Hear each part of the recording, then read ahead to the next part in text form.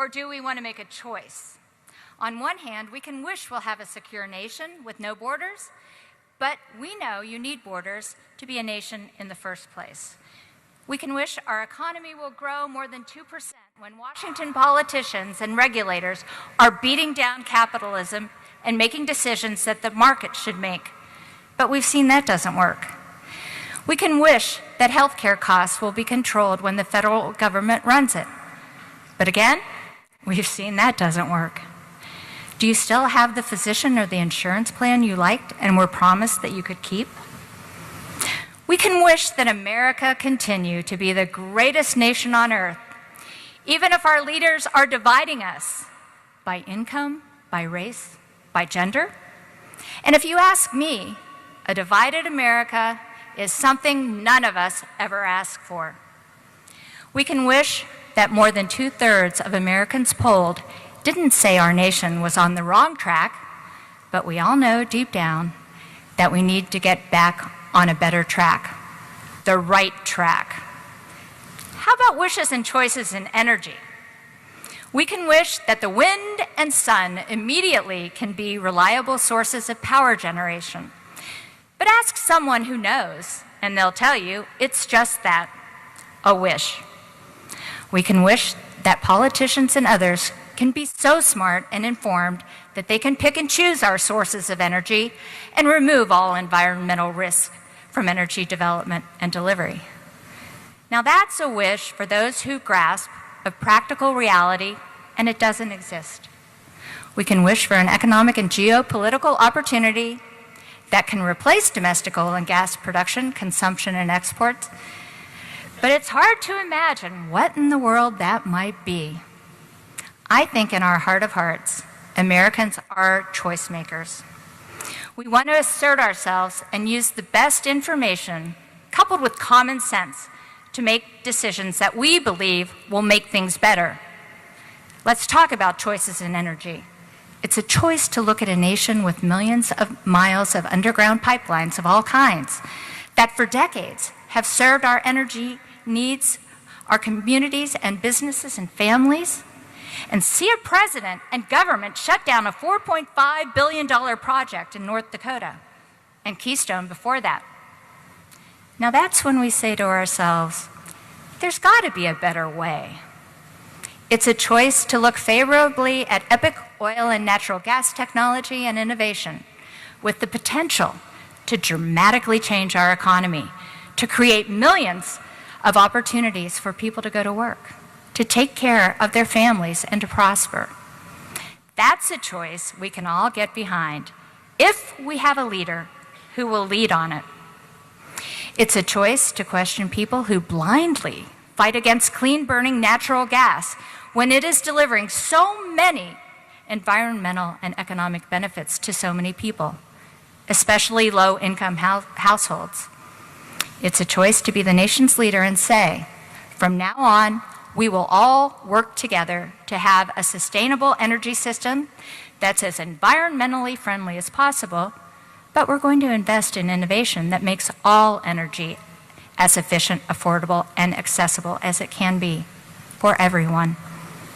A leader who would respond to leave it in the ground by saying, leave your ideology at the door and let's look to science and to engineering, address the issues. We all have a choice to make in November. I think I've just begun to make it clear here today, as he will, why Donald Trump won't be wishing for a new direction for America. He'll be making choices that can make America great again. Ladies and gentlemen, the next President of the United States, Donald Trump.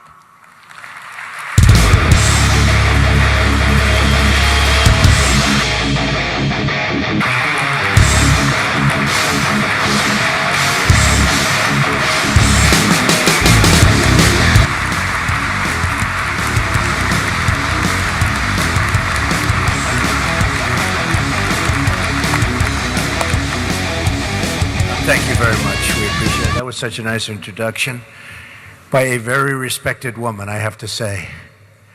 It's great to be with so many of my friends. Oh, you will like me so much.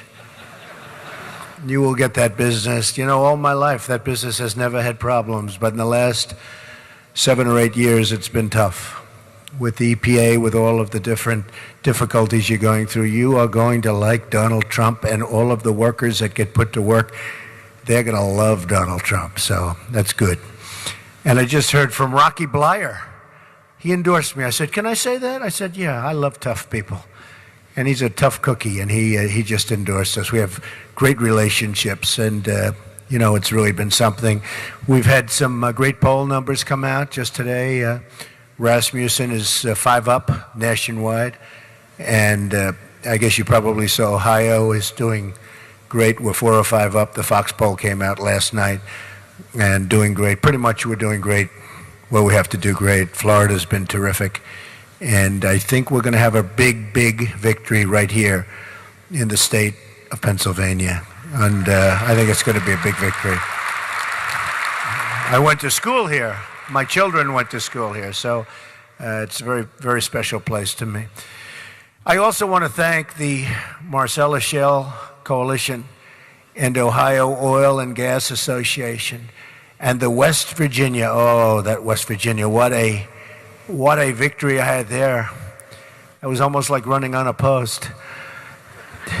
All of the folks in West Virginia, they have been so great. They have been great, right from day one. And now it helped when Hillary made the statement, I'm going to put all those mines and miners out of business. That was not a good statement to make. Maybe she knows something I don't know. But your organizations represent tens of thousands of jobs for hardworking Americans. Let me also recognize a really good friend of mine, an amazing guy, Harold Hamm. Where's Harold? He's here someplace. There he is. What a great guy. I spent a half an hour with Harold and dozens of hours. I mean, I spent so much time with all of these different folks, but I learned more in a half an hour with Harold Hamm than I made with all of the consultants put together, that I can tell you. But they tell me that a Republican can't carry the state of Pennsylvania. Wait till you see what happens here. Wait till you see. And I don't believe it, and you don't believe it. And I think you're going to have yourself not only a victory, but a really big one. That's going to go a long way to tell you what a wonderful industry you're in.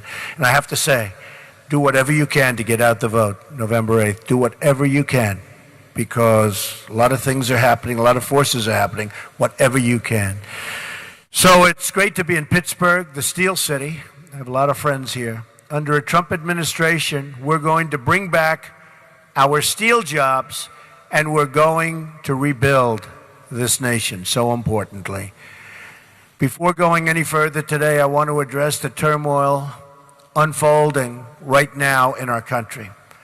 And it seems to be a never-ending problem.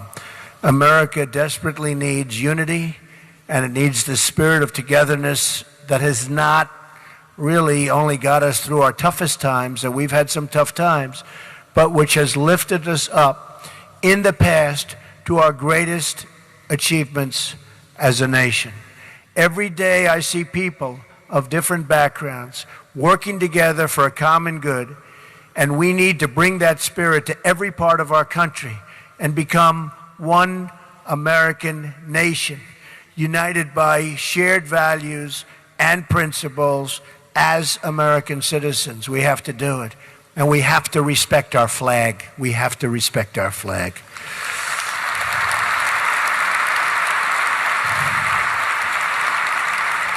We all have to walk a mile in someone else's shoes, see things through their eyes, and then get to work fixing our very wounded country. I mean, we have some real problems, and we do have a wounded country. Many Americans are watching the unrest in Charlotte unfolding right before their eyes on the TV screens. Others are witnessing the chaos and the violence firsthand. Our country looks bad to the world, especially when we are supposed to be the world's leader. How can we lead when we can't even control our own cities? We honor and recognize the right of all Americans to peacefully assemble, protest, and demonstrate. But there is no right to engage in violent disruption or to threaten the public safety and peace of others. Every single American in our country is entitled to live in a safe community. The violence against our citizens and our law enforcement must be brought to a very rapid end. The people who will suffer the most as a result of these riots are law-abiding African American residents who live in these communities where the crime is so rampant. It's their jobs, housing markets, schools, economic conditions that will suffer. And the first duty of government is to protect their well-being and safety. We have to do that. There is no compassion in tolerating lawless conduct. Crime and violence is an attack on the poor and will never be accepted in a Trump administration. Never, ever. Our job, thank you. Our job is not to make life more comfortable for the violent disruptor, but to make life more comfortable for the African American parent trying to raise their kids in peace, to walk their children to school, and to get their children great educations. We have to cherish and protect those people. For every one violent protester, there are thousands of moms and dads and kids in that same community who just want to be able to really to sleep safely at night, to be able to walk on the streets, to be able to go to the grocery store. More law enforcement, more community engagement, more effective policing is what our country needs, and we need it quickly. Last year, we saw a 17% rise in violent crime in our 50 largest cities. Homicides are up nearly 50% in Washington, D.C., and more than 60% in Baltimore. More than 3,000 people have been shot in Chicago so far this year from January 1st. Can you believe that? Nationwide, approximately 60% of murder victims under the age of 22 are African American. This is a national crisis, and it's the job of the next president of the United States to work with our governors and mayors to address this crisis and save African American lives. Look at the example that we had in New York of Mayor Rudy Giuliani, who's been a tremendous person for me, a friend of mine for a long time, and a big endorser, big endorser. The policies he put into place ultimately brought down crime by 76% and murder in New York by 84%. Think of how many families these policies saved from the worst heartache imaginable. We need a national anti-crime agenda to make our cities safe again. We have to make our cities safe again. We will appoint the best prosecutors, investigators, and federal law enforcement officers in the country to dismantle the international cartels, gangs, and criminal syndicates. And I will stop the drugs from flowing into our country and poisoning our youth and many other people.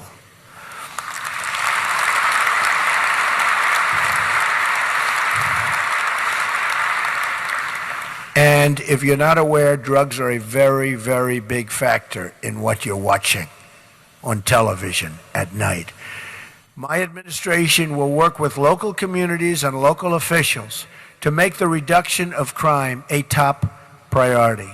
Safety is the foundation of the ladder to American success. A great education and a really good paying job. We've lost so many of our good jobs to other countries. We're going to be bringing them back right here to Pittsburgh, to Pennsylvania. We're going to be bringing them back to Ohio. We're going to be bringing them back all over the country. They're coming back. They're coming back. These trade deals and the people, I think we'll have to have Harold Hamm negotiate a couple of trade deals for us, folks. To have the best schools and the best jobs, you must have safe communities. That means we must recognize the contributions of our police, who come from all backgrounds and all walks of life, and who often thanklessly risk their own lives to protect innocent people, many of whom they've never met. We all remember earlier this year when officers in Dallas, hunted down for execution, continued protecting the public until their last moments on earth. They were killed. Every day, police officers risk their lives for really complete strangers, and in every year, many of them will go out on calls and never return. It's tough being a police officer, and it's hard now even recruiting police officers. It's a tremendous problem. Police are entrusted with immense responsibility, and we must do everything we can to ensure that they are properly trained, that they respect all members of the public, and that any wrongdoing is always, and it will be by them, vigorously addressed. Has to be. But our men and women in blue, and you know this, the men and women in blue need your support. They need your thanks, and they need your gratitude. They are the line separating civilians and civilization from total chaos. They are also the front lines of defense in the war on terror, as we saw recently with their quick action following the terrorist attacks in New Jersey and New York, and the off-duty police officers. I mean, you saw the heroics of the off-duty police officers in Minnesota. An amazing job they did, catching this horrible person so quickly. How do you do that? They figured it out. And within a short period of time, they were able to capture him. I mean, who could do that? That's tougher than finding oil, I will tell you. Right?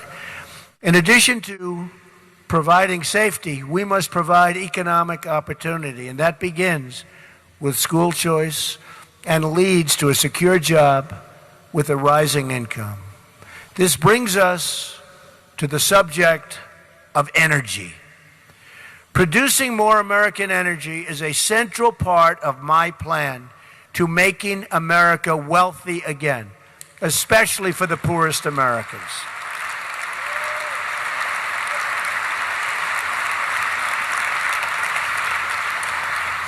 I knew I'd have to make that statement in order to get you guys a little bit enlivened.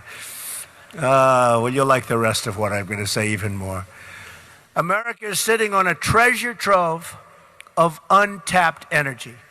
Some $50 trillion in shale energy, oil reserves, and natural gas on federal lands, in addition to hundreds of years of coal energy reserves. It's all upside for this country. More jobs, more revenues, more wealth, higher wages, and lower energy prices. I'm going to lift the restrictions on American energy and allow this wealth to pour into our communities, including right here in the state of Pennsylvania that we love.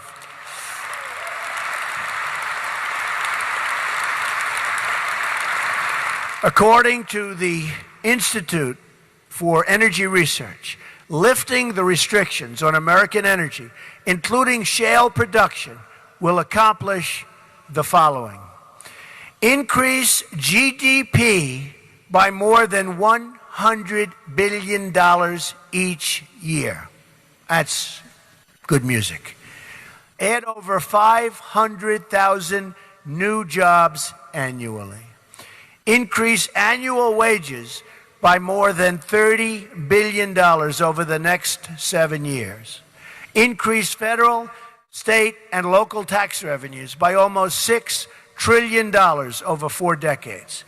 Increase total economic activity by more than $20 trillion over the next 40 years. In addition, we will streamline the permitting process, which probably makes you happier even than when I'm going to say we're lowering taxes. The permitting process in your industry is a disaster. It's a disaster. Every friend I have in your industry, they tell me it has become horrible with the EPA. So we're going to take care of that. and all energy infrastructure projects, including the billions of dollars in projects held up by President Obama, billions and billions held up, creating countless more jobs for our country in the process. Overall, my entire economic plan, tax reform, regulatory reform, energy reform, and trade reform, will create at least 25 million new jobs over the next 10 years, assuming an average growth rate of 3.5%. And I believe we can reach beyond actually 4% growth. Why not? And just so you know, when China does 7% or even 8%, it's a major panic in the country. They then start devaluing, of course, and they get their numbers up, much to our chagrin. My tax plan includes a 15% business rate. Think of that. So that we're reducing taxes from 35% all the way down for business to 15%, turning America into a jobs magnet. Hillary Clinton would raise taxes on some small businesses as high as 45% and probably even higher than that. And as far as regulations are concerned, it will be beyond anything you're experiencing right now. So you better get everybody out to vote, folks, so you can sort of forget it. And all these jobs that we're talking about will go in the opposite direction. Income taxes will be simplified from 7 brackets to 3. And middle-class Americans will get a major tax cut, including child care deductions and tax-free child care savings accounts. My plan includes the elimination of all unnecessary regulations and a temporary moratorium on new regulations not compelled by Congress or public safety.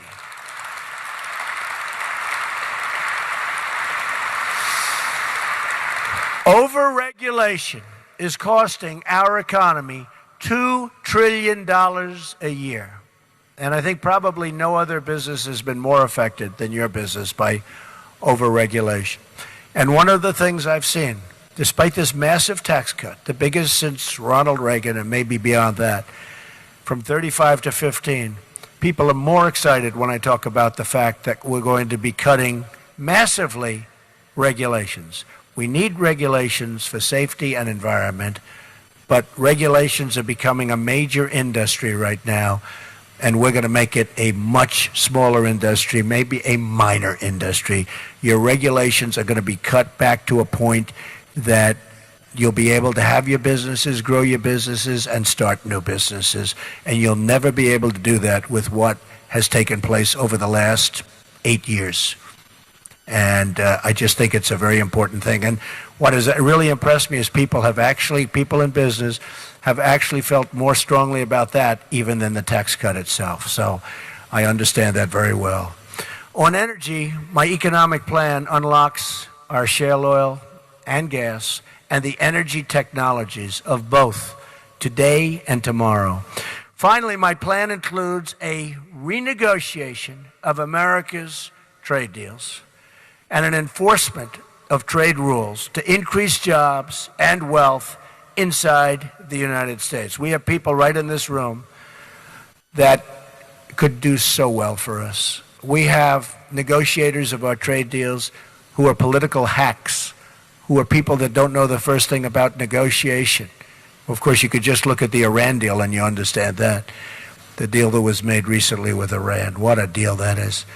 I mean, we have half of this room could have negotiated a deal 10 times better, and a lot of the people in the room just wouldn't have made the deal, and that would have been a lot better.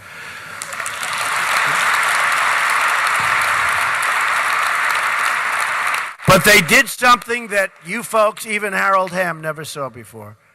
We thought it was $400 million in cash. Cash, not like a check. $400 million in cash. It was $1.7 billion in cash. And even you've never seen 1.7 in cash, right? We're talking about cash, Harold.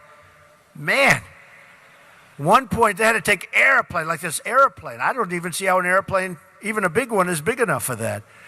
I would like to see that someday, 1.7 billion in cash, but it had nothing to do with the hostages, right?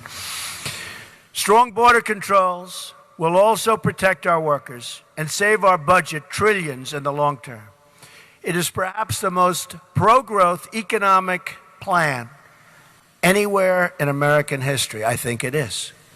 Compare that to my opponent. She plans a $1.3 trillion tax hike, massive new regulations, and some of your industries sitting right in this room are out of business, the offshoring of American jobs, and the aggressive restriction of American energy production. Her plan will help only her wealthy donors and global special interests who benefit from the rigged system. And we are in a rigged system.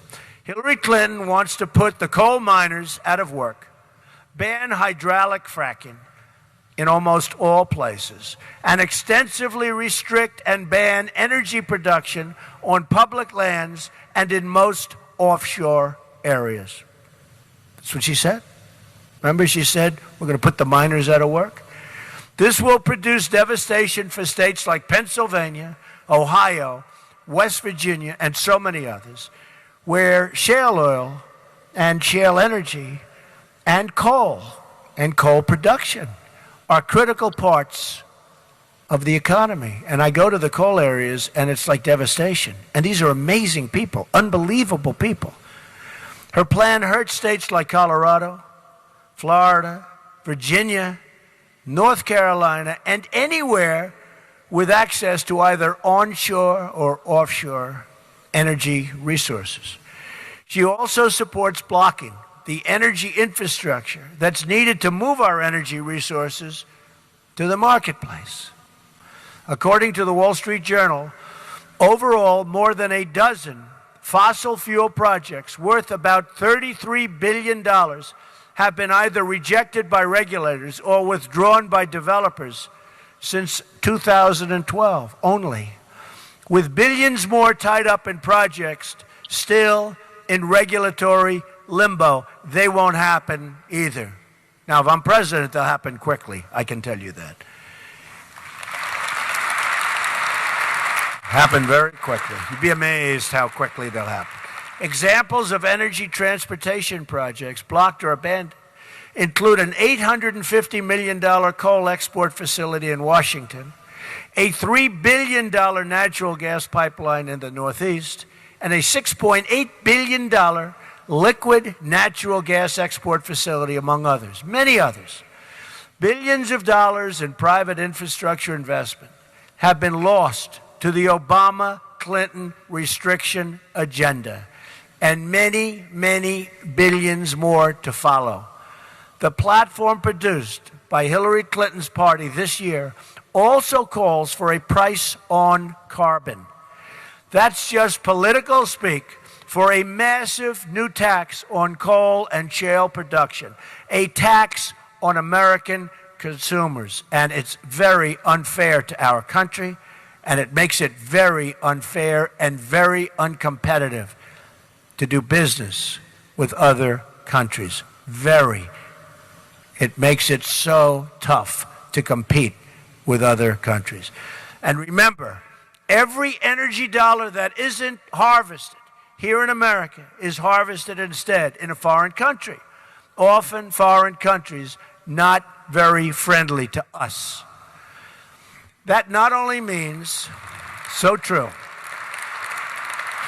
that not only means that we're sending our jobs to those countries, but it means that energy is being produced in foreign countries that lack our high environmental and conservation standards, which we want to keep. That is just one more reason why we should pursue the safe and responsible production of America's vast energy resources and reserves. We need an American first energy plan. It's going to be, from now on, America first.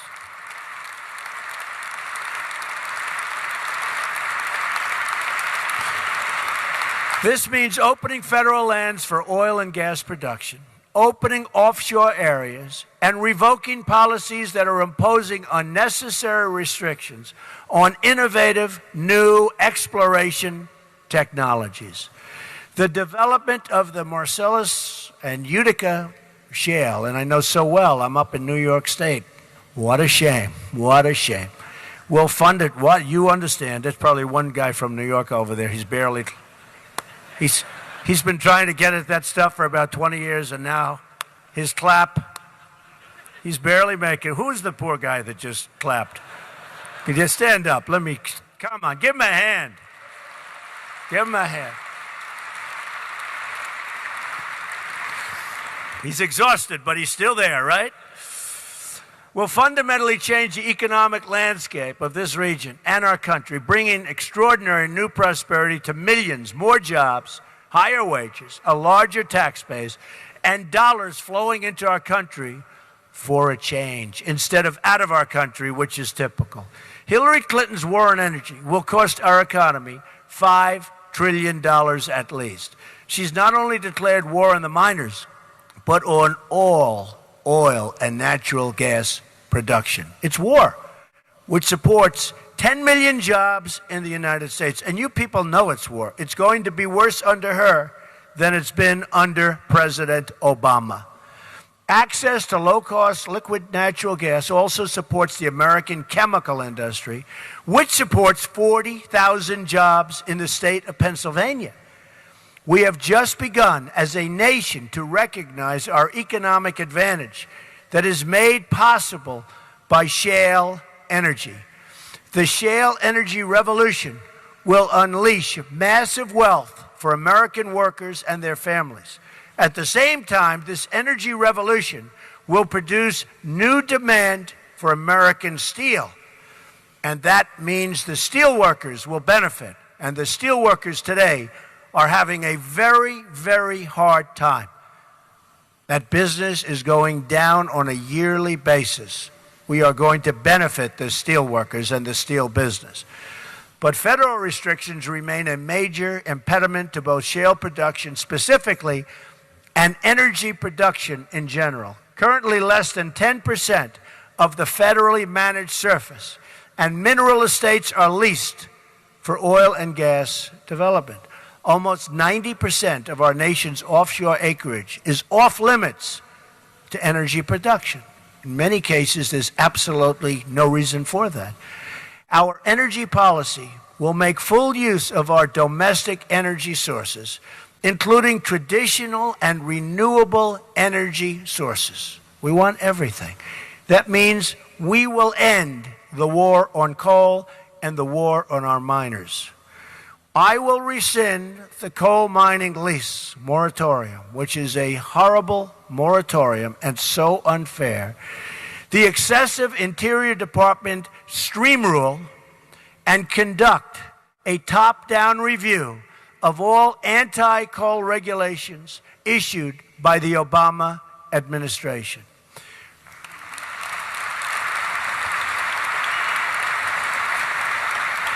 We will eliminate the highly invasive Waters of the U.S. rule and scrap the $5 trillion Obama-Clinton Climate Action Plan and the Clean Power Plan. These unilateral plans will increase monthly electric bills by double digits without any measurable improvement in climate whatsoever. Very unfair to our people and our workers. I will refocus the EPA on its core mission of ensuring clean air and clean, safe drinking water for all Americans. That's what we want. I believe firmly in conserving our wonderful natural resources and beautiful natural habitats. My environmental agenda will be guided by true specialists in conservation, not those with radical political agendas that are putting our country behind the 8 ball.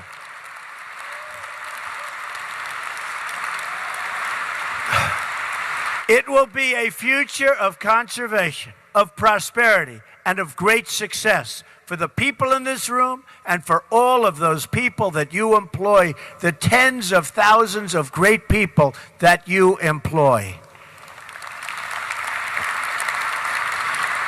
It will be a future of new technology, new innovation, and new solutions. It will be a future we can achieve together, beginning with a victory on November 8th. Get out and vote.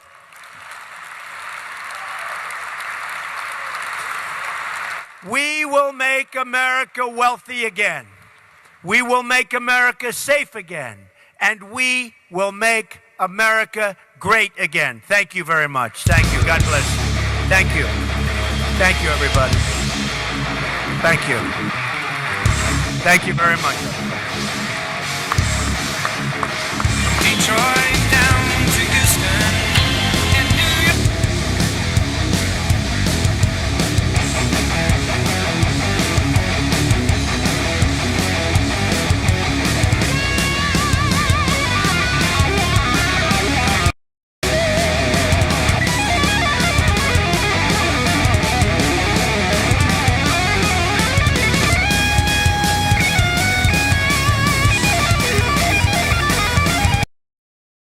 All right, thank you very much, everyone, for joining us and choosing us as your stream of choice. I'm going to put up the link to a video that we uploaded this morning. Make sure you go and check it out and share it on your social media, if you would please.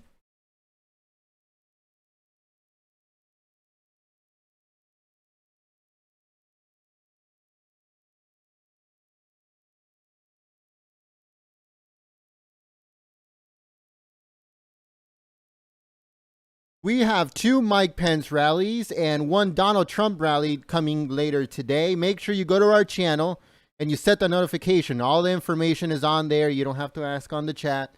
All the information, including your time zone, is on our channel. So make sure you go and click that golden G or go to our channel somehow and you'll get all the information you need from there. Thank you very much, everyone, and I hope to see you guys on the next rally. We didn't even know that this one was happening. I just happened to come across it, and I'm glad I did. Thank you very much. See you guys soon.